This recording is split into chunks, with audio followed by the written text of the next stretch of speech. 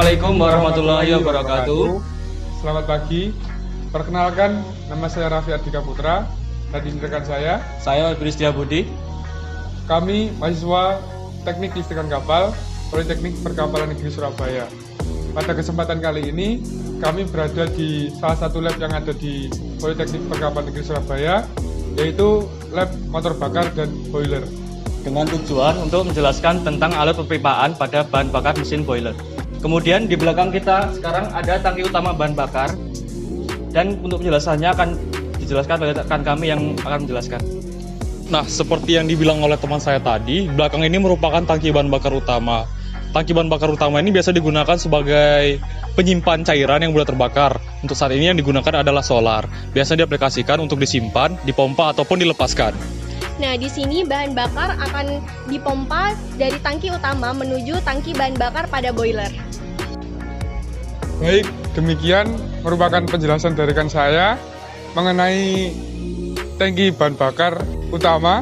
Kemudian mari kita lanjutkan ke alur perpipaan selanjutnya.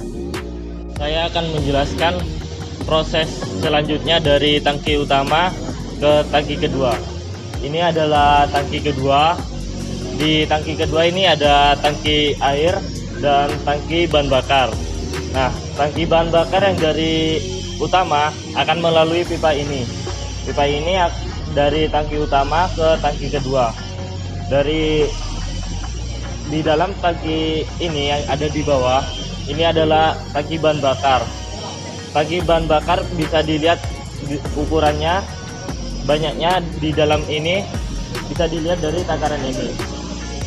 Untuk proses selanjutnya, bahan bakar akan dialiri ke superheater dan dialiri ke boiler. Untuk penjelasan selanjutnya akan dijelaskan oleh rekan saya. Oke, baik. Setelah melalui dari tangki bahan bakar, nah nanti kita akan bahan bakar nanti, yaitu solar nanti akan mengalir ke boiler. Nah, di sini ada dua pipa.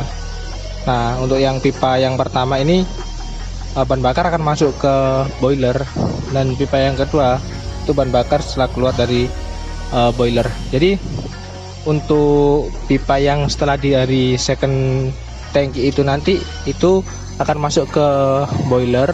Nah, setelah dari pipa sini itu nanti akan disemprotkan dari pompa ini atau yang namanya blower. Nah, ini nanti akan disemprotkan ke bawah. Jadi di dalam boiler ini nanti kan ada pipa-pipa pembakarannya. Nah, dari situlah nanti bahan bakar nanti akan disemprotkan ke bawah dengan menggunakan pompa yang ada di sini. Nah, setelah bahan bakar pada boiler ini nanti itu untuk pembakarannya, untuk tekanannya itu mencapai 8 bar, karena pada boiler ini itu yang enggak setelan baru, jadi seharusnya itu akan tekanannya 10 bar, tapi untuk boiler yang ada di kampus kita itu menggunakan tekanan yang 8 bar gitu. Nah, untuk selanjutnya, nah, kemudian untuk selanjutnya setelah yang tadi kita tidak bisa menggunakan 10 bar karena ini merupakan alat yang bukan alat baru atau alat lama, jadi makanya kita hanya buat untuk 8 bar. Nah, kemudian dari bahan bakar yang masuk tadi itu setelah ada bakar nanti akan ada keluar dari sisa-sisa bahan bakar yang belum sebenarnya terbakar. Nah, nanti untuk sisanya itu nanti melalui ini, lalu pada valve ini kemudian ada di pipa ini. Nah, dari pipa ini nanti akan disalurkan kembali pada tangki sekunder. Dari tangki kedua ini terdapat siglas yang gunanya untuk mengetahui level pada bahan bakar.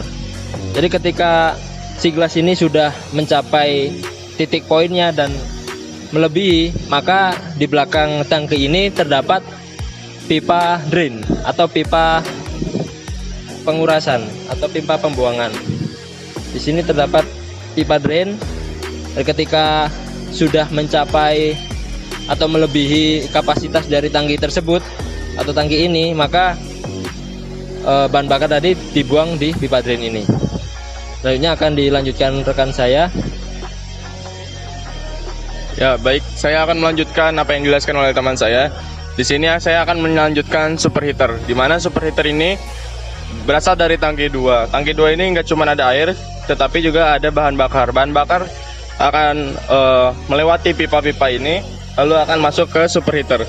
Superheater ini fungsinya yaitu tujuannya, ketika bahan bakar ini masuk, dia akan memberikan panas. Panasnya ini akan mencapai 350 hingga 400 derajat Celcius. Panas ini akan membuat uap basah menjadi uap kering. Gitu, sekian dari saya. Sekian penjelasan dari kami tentang sistem alur perpipaan pada bahan bakar pada boiler. Semoga mudah dipahami. Apabila ada kurangnya mohon maaf. Wassalamualaikum warahmatullahi wabarakatuh.